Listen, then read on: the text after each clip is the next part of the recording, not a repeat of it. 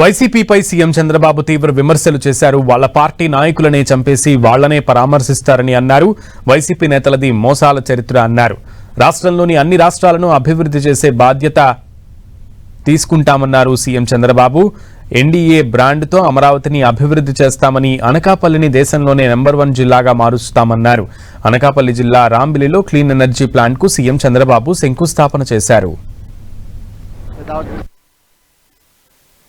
ఎప్పుడు కూడా ఎక్కడ విశ్వాసం ఉంటుందో అక్కడే పరిశ్రమలు వస్తాయి.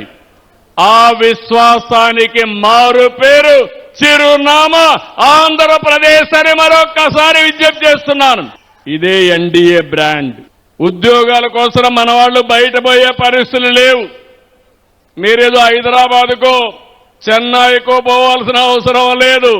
ఒక రోజున వాళ్ళు కూడా ఇక్కడికి వచ్చే పరిస్థితి తీసుకొచ్చే బాధ్యత ఈ ప్రభుత్వానిది. ప్రజలు కూడా ఆలోచించాలి.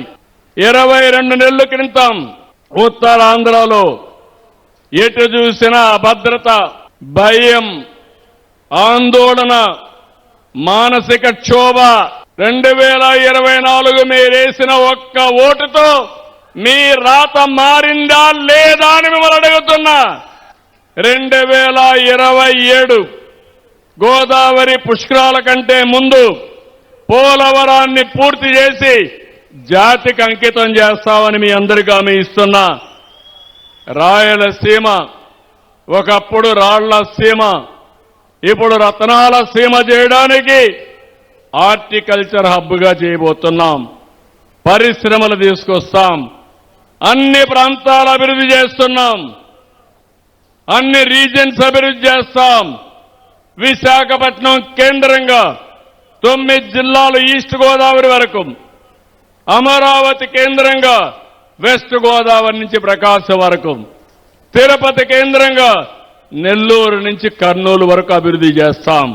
అదే సమయంలో అన్ని నియోజకవర్గాలు అభివృద్ధి చేస్తాం. ఆ పార్టీ ఫ్రస్ట్రేషన్లో ఉంది. ఆ పార్టీ బ్యాచ్ నేరాలు ఘోరాలకు తెగబడుతున్నారు.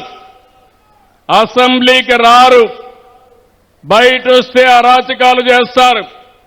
నిన్నే కడపలో చూశాను. నేను చెప్పకపోతే శుభ సందర్భంలో కూడా ఈ రాష్ట్రంలో జరిగే విషయాలపైన మీకు చైతన్యం ఉండాలి.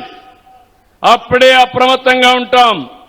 చరిత్రలో కూడా మీరు చూడండి, ప్రతి సంవత్సరం చరిత్రలో జరిగినటువంటి విషయాలన్నీ నరకాసురుని వధ చేస్తే దీపావళి పండుగ చేసుకుంటాం.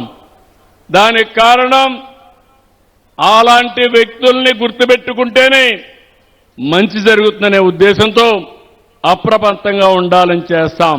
నేను ఎప్పుడు కూడా మోసగాళ్ల పైన కన్నేశాను. నేను ఎప్పుడు మోసగాళ్ల పైన కన్నేసి ఈ రాష్ట్రంలో ప్రజల రక్షణకు భరోసా ఉండదని మరొక్కసారి మీ అందరికీ హామీ ఇస్తున్నా.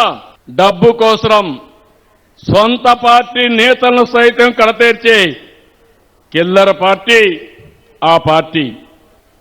వాళ్లే చంపుతారు, వాళ్లే పరామర్శిస్తారు, అపోజిషన్ పైన నేరం పెడతారు, వాళ్లే న్యాయం చేయాలని డిమాండ్ చేస్తారు. ఇది కూడా అదే మాదిరిగా చేసే పరిస్థితికి వచ్చారు.